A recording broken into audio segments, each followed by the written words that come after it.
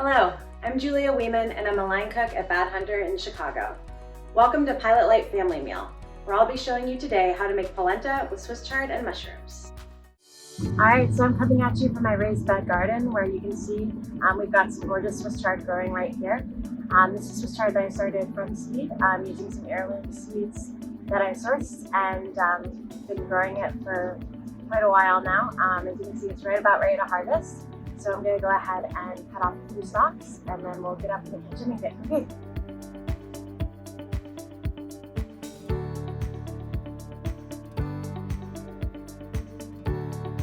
The best way to wash greens is to go ahead and put them submerged in a large sink or a bowl of water. Basically what you'll want to do is fill up the water and be sure the greens are fully submerged. Then just move them around a little bit with your hands. Let them sit for a few minutes in the cold water, and then when you come back, lift them out of the water. This makes sure that when you're taking the water out of the bowl, that you're going to go ahead and leave any dirt behind.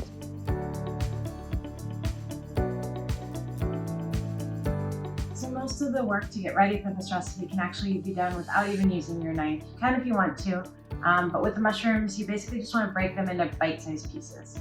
So what's cool about anything with a tough and tender stem like this is it's going to actually just break off exactly where the stem tends to get tough. You'll see that with asparagus, and especially with mushrooms, I can just kind of see where it seems to want to break off the caps, and those are going to just go right in this bowl with the other mushrooms I already prepared. And then I'm going to save the stems because you can use them to make mushroom stock or vegetable stock. They're wonderful, don't throw them away. If you don't feel like making a stock right now, it's a good idea to just have a container in your freezer you can throw in stems or other vegetable scraps that would be good for stock. And then when you get a whole box or whatever, or bag, you can go ahead and make stock with it. So I'm gonna go ahead and save these stems. So same kind of thing with the Swiss chard in that I can just use my hands. Again, I can use a knife, but it's easy to just use my hands. So I'm going to save the stems. I think they're delicious. We are going to cook them separately, so I'm just going to rip off the leaves, and then I'm going to kind of tear those into smaller pieces, but I'm going to keep the stems separate, and we're going to cut those up in just a minute here.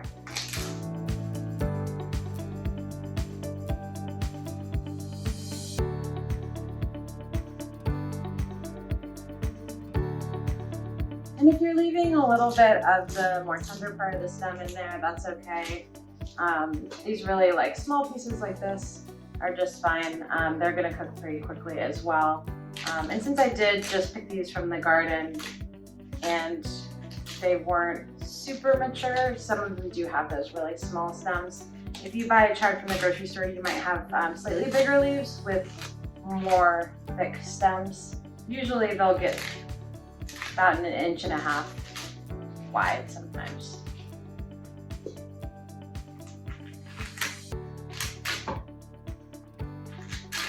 And as you're doing this, you want to go ahead and make sure that you did get all the dirt off the leaves, especially when you're working with farm produce. Like I said earlier, it's really easy to miss that until you're prepping it out. So just keep an eye on that. All right, so I've got a little bit green left on the stems, totally fine. Main thing I'm doing here is just kind of separating these out so we can have them cook separately. So I'm just gonna snip off that very end. And then you're just going for roughly 1-inch pieces, 1.5 inch is fine.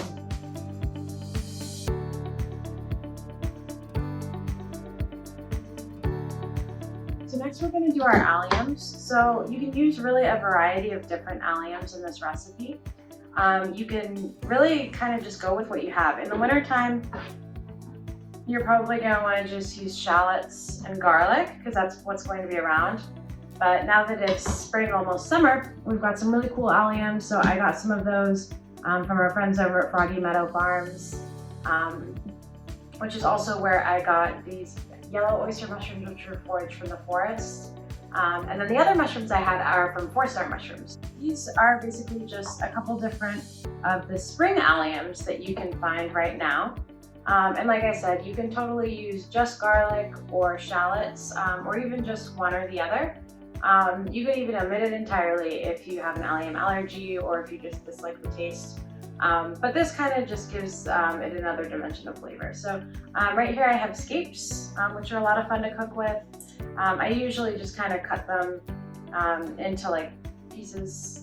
They're pretty tender once you cut them down. And then we've got some green garlic here.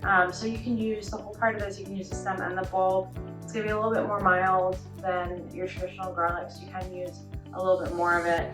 And then I've got some spring onions. So if you're going to be using shallots or garlic or a combination, you're going to use less just because the flavor is going to be more pungent. If you're using these spring alliums, you can use a little bit more. So I included the difference in the recipe. But you know, you can kind of adjust it based on your taste and how much you like that pungency. So with these guys, we're just going to use a little bit of the bulbs and a little bit of the stem. And again, I'm going to keep those separate just like I did with the chard, just to kind of allow for that difference in texture and flavor. With the bulbs, I'm just going to slice these really thin, and then I'm going to give them a nice chop. For your polenta, you're going to gather some either water, chicken stock, or dashi, which is a Japanese stock made from bonito, which is dried fish and seaweed. So whatever you have access to in your home, any of those will work well. You'll need a teaspoon salt, a cup of coarse corn grits or polenta, 3 tablespoons butter, extra virgin olive oil, and if you'd like to make it a little bit richer, you can add a bit of cream.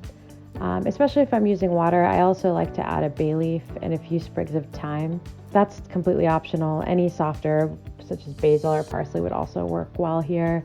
That just kind of gives it a little bit of extra freshness and flavor. Once that's boiling, you're adding in your grits or polenta, stirring it to incorporate. Lower the heat to medium-low.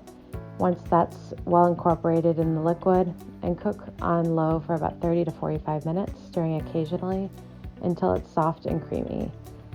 If it starts to seem like it's sticking to the pan a lot, it's gotten thick, but it still has a grittiness to it, you can go ahead and add a little bit more water or stock to go ahead and let that cook and get a little bit softer. At the end, you'll add the fresh thyme and you'll taste it and adjust the salt afterwards.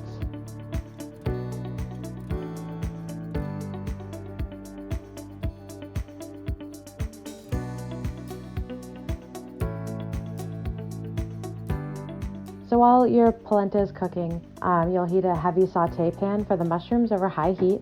Wait until that pan is really hot. That's really important in the browning process. Once you are sure your pan's hot, you'll go ahead and add the oil. It should really quickly turn thin and start to shimmer, and then you'll add in the mushrooms, which should sizzle when they hit in the pan. If you're not sure if your pan's totally hot yet, go ahead and toss one mushroom in. If it doesn't sizzle immediately, let your pan get a little bit hotter. Once all your mushrooms are in that pan, give it a toss so they're even, and then season well with salt. You want to be pretty generous with seasoning with salt here. That really helps with bringing out the flavor of the mushrooms.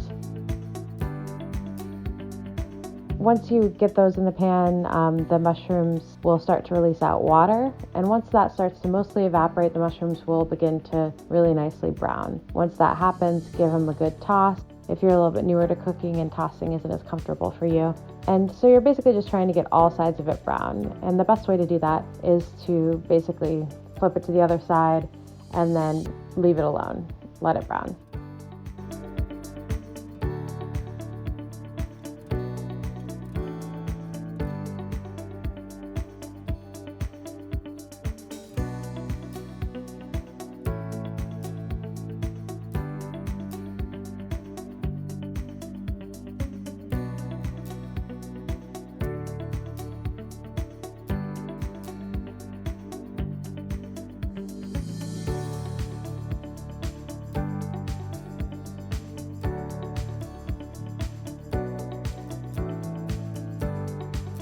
So go ahead and add your pot or deep pan to your stove and heat the oil in it over medium. Go ahead and add the stems only and cook those until they're just tender. That should just take a few minutes. Adding salt, just a generous seasoning of salt. and then a splash of water, and then your greens, a little bit more salt. Give that a stir, cover, and reduce the heat to low. Those will only cook about 3 to 5 minutes or until leaves and the stems are both tender. Give it a taste and adjust salt and add butter if desired. You can also add a squeeze of lemon if you'd like, or my grandmother used to do a little bit of balsamic vinegar. So you can just kind of add your choice of acid, lemon juice or vinegar if you'd like here. All right, and then by now your polenta and your mushrooms should be all set and ready to go. So all you do to get this on the table is go ahead and spoon your polenta on the plate and top with your mushrooms and your chard, and you've got dinner. Thanks for joining me. Tag us on Twitter, Facebook, and Instagram at Pilot Light Chefs and hashtag PL Family Meal. And visit the Food Education Center and click on Family Resources for today's recipe, additional activities to do related to today's recipe, and for additional family lessons and videos. We want to know how you and your family are enjoying this recipe and making it together. So tag us. Find us on Twitter, Facebook, and Instagram at Pilot Light Chefs, hashtag PL Family Meal.